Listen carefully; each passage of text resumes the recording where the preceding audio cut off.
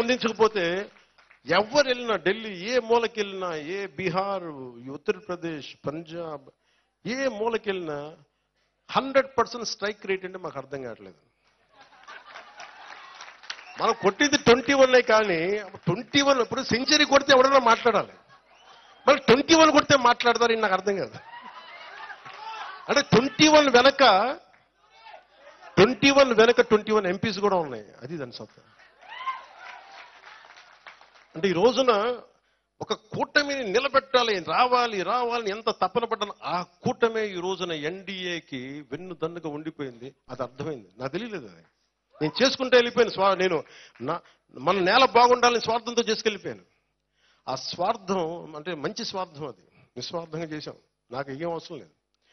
అదేం చేసింది, ఆ 21 ఎంత శక్తినిచ్చింది అంటే దేశం మొత్తం ఈ రోజున మన ఎంపీలు వెళ్తే 100% స్ట్రైకింగ్ రేట్ పార్టీ అంటారు. మన జనసేన కూడా అంటుంది 100% స్ట్రైకింగ్ రేట్ పార్టీ అంటారు. అంత ఉంది. సో నేను మంచి అడుగు వేసాం. మొదటి అడుగు చాలా బలంగా వేసాం. ఈ రోజున మనకి ఇన్ని హోదాలు వచ్చినాయి, ఇంతమంది ఎమ్మెల్యేలు ఉన్నారు. ఈ రోజున ప్రతిపక్షం లేదు. ప్రతిపక్షం కూడా ఎట్లా ఉండాలి, నిర్మాణాత్మకంగా మనమే కొన్నిసార్లు మన సమస్యల్ని మనమే అనేక కోణాల నుంచి మనమే ప్రభుత్వం నుండి మనమే మాట్లాడుకోవాలి. అదే వాళ్ళని తగ్గించడం కూడా నాకు నిజంగా ఇష్టం లేదు. అంటే నేను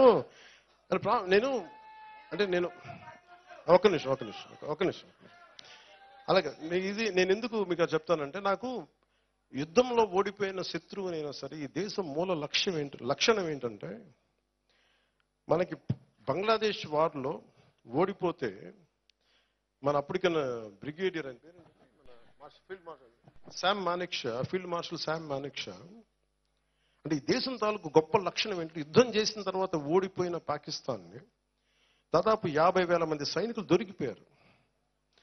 దొరికిపోతే వాళ్ళకి మన దేశం తాలూకు గొప్ప లక్షణం ఏంటంటే, వాళ్ళందరినీ మన సైనికుల్ని వాళ్ళ బంకర్ల నుంచి తీసి వాళ్ళ బెడ్లు తీసి వాళ్ళని పడుకోబెట్టండి, మన కింద పడుకుందాం. వాళ్ళకి మన లొంగిన సైనికులు, ఓడిపోయిన సైనికులు అయినా కానీ వాళ్ళ సైనికులు మనం గౌరవిద్దాం. అంటే ఈ దేశం అంత గొప్పది. ఇది ఈరోజు 11 వచ్చినాయి, రేపొద్దున 1 రావచ్చు. అది మనకి ఇష్యూస్ కాదు. మనకు 1 వచ్చినప్పుడు వాళ్ళకు కూడా 1 రావచ్చు కదా రేపొద్దున. అంటే హెచ్చు తగ్గులు పెరుగుతూ ఉండే పెద్ద ఇష్యూ కాదు. కానీ నేనేంటంటే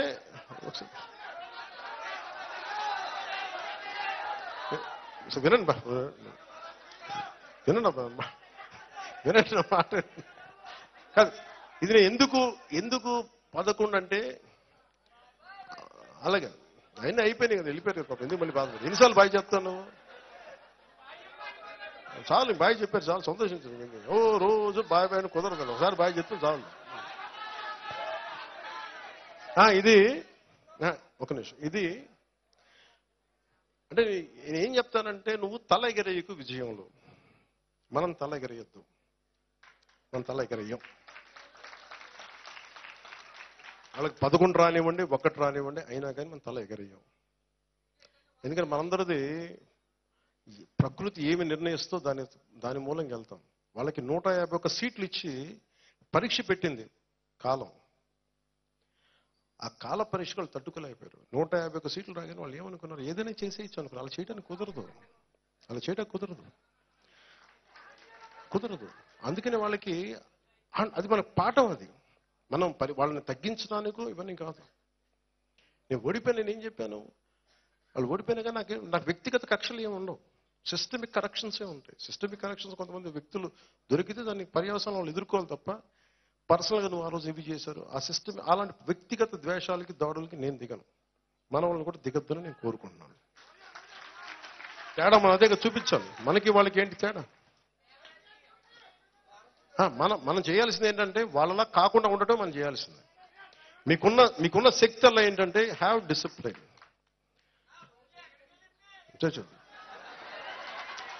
బాబు ఇలాంటివన్నీ మీరు చూసుకోండి, నేను అడగను, నేను ఎంకరేజ్ చేయాలి. నాకు నిజంగా నాకు తల్లి సాక్షిగా చెప్తాను కదా, నాకు వాళ్ళు ఎవరు, నేను నిజంగా చెప్తాను, ఎవరి మీద ఆసక్తి ఉండదు. నాకు బోల్డంత పని ఉంది. నాకు తిట్టడానికి కూడా సమయం లేదు. నాకు చేసుకోవడానికి బోల్డంత పని ఉంది. నాకు చదువుకోవడానికి బోల్డని ఫైల్స్ ఉన్నాయి. మీరు ఎవరిని చూసుకోవద్దు, దయచేసి మీ దండం పెడితే మీరు కామ్గా ఉండండి. మీ పనులు మీరు చూసుకోండి చాలు. ఇంకోటి ఒక నిమిషం, మనకు కావాల్సింది ఈ రోజున చాలా నిలకడ కావాలి. 21 సీట్లు ఇచ్చి ప్రజలు మనల్ని గుండెల్లో పెట్టుకున్నప్పుడు దాన్ని చాలా బాధ్యతగా ముందుకు తీసుకెళ్దాం. ఎలా దీన్ని పటిష్టం చేద్దాం, ఎలా దీన్ని ఇంకొంచెం ముందుకి బలంగా తీసుకెళ్దామని ఆలోచించాలి తప్ప దాడులు చేయడం, ఇబ్బంది పెట్టడం, ఇది చేస్తే ఏమైపోతుంది, వాళ్ళు మనలో మనుషులే కదా, వాళ్ళు బయట వాళ్ళు కాదు కదా. నేను చాలాసార్లు చెప్పాను, వైసీపీ నాయకు నా శత్రువు కాదు, నా ప్రత్యర్థి కాదని. ఆయన అలా అనుకుంటాడేమో నాకు తెలియదు, కానీ నేనైతే అలా అనుకోను.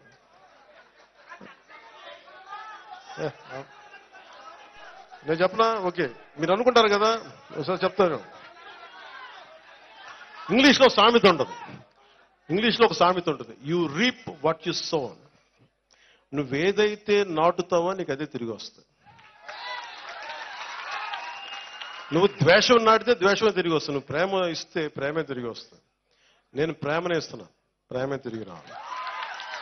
నేను అభివృద్ధినే ఇచ్చాను, అభివృద్ధి తిరిగి రావాలి. ఎదుటి వాళ్ళు బాగుండాలని కోరుకున్నాను, మనం బాగుండాలని ఉంటుంది. వీడు నాశనం అవ్వాలి, ఆడు పోవాలి నేను ఎప్పుడు కోరుకోను. అది ప్రకృతి విరుద్ధం. అది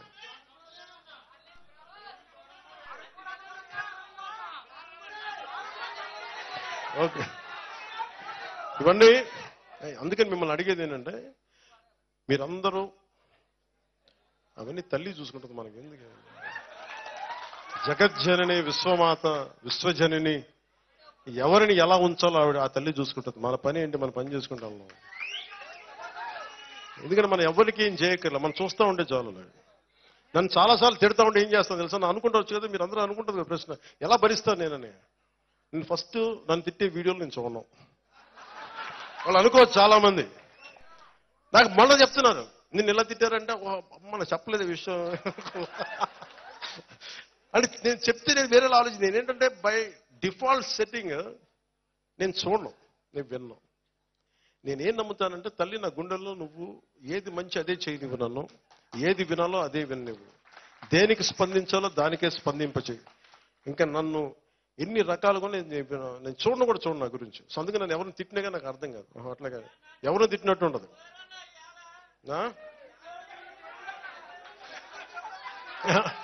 అలాగా ఈరోజు మనకున్నది 5 సంవత్సరాలు. దాంట్లో దాదాపు ఒక నెల అయిపోయింది. ప్రతిరోజు ప్రతి గంట చాలా కీలకం. నాకు ఇలా ప్రతిసారి కలవటం కంటే కూడా నాకు పని చేస్తే మీ జీవితాల్లో మార్పు తీసుకురాగలుగుతాయి. అలాగే జన సైనికులందరికీ చెప్తున్నాను, ముఖ్యంగా యువతకి చెప్తున్నాను, అమ్మ మిమ్మల్ని ఎక్కడ మర్చిపోతాం తల్లి, మీరు నా మీద కోపపడతట్లా. తల్లి లేకుండా నా పదం ప్రయోగం ఉంటుందా? జనసేన అంటే ముందు మీ పేరే చెప్తాను తల్లి.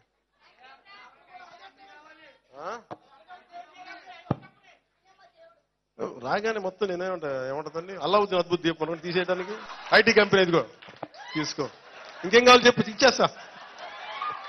అల్లావుద్దీన్ అద్భుత దీపాలు ఉంటాయి కదా, అన్న మాకు ఈ సమస్య ఉంది తీర్చేద్దాం, ఇట్లా అంటున్న భూతం వస్తే తీర్చేయండి. అలా జరగదు, నలకాలి. అందుకే 5 సంవత్సరాలు ఇచ్చింది రాజ్యాంగం మనకి.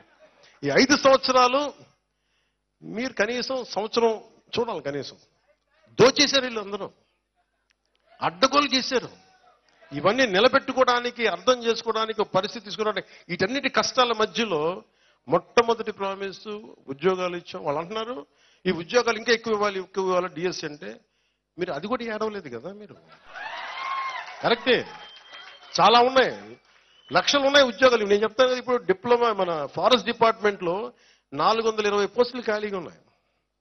డబ్బులు లేవు, ఖజానాలో డబ్బులు ఇవ్వడానికి. ఎక్కడి నుంచి డబ్బులు ఇస్తాం? ఎర్రచందనం పట్టుకెళ్ళిపోయి అమ్మేసుకున్నారు. నేపాల్లో ఎన్ని వేల మెట్రిక్ టన్నులో ఉంది నేపాల్లో. నేపాల్ ప్రభుత్వం తిరుపతి నుంచి వెళ్ళిన ఎర్రచందనాన్ని నేపాల్ ప్రభుత్వం పట్టుకుంది. కానీ మన చెక్ పోస్టులను వదిలేసింది. ముఖ్యంగా మన ఆంధ్రాలో ఉన్న చెక్ పోస్టులను వదిలేసింది. వెళ్ళిపోండి. పెద్దిరెడ్డి గారి వెంటనే పంపించాడు, అసలు నేపాల్ పంపించాడు. మిథున్ రెడ్డి గారి పంపించాడు. కానీ నేపాల్ పోలీసులకు పాప మిథున్ రెడ్డి గారు, పెద్దిరెడ్డి గారు ఎవరు తెలియదు, ఆపండి అన్నారు. ఎక్కడ తీయాలంటే దాని రూట్ తిరుపతికి వచ్చింది. లాంగ్వేజ్ ప్రాబ్లం వాళ్ళకే ఉంది. వాళ్ళు ఎర్రచందనం ఒకటే లాంగ్వేజ్ కదా.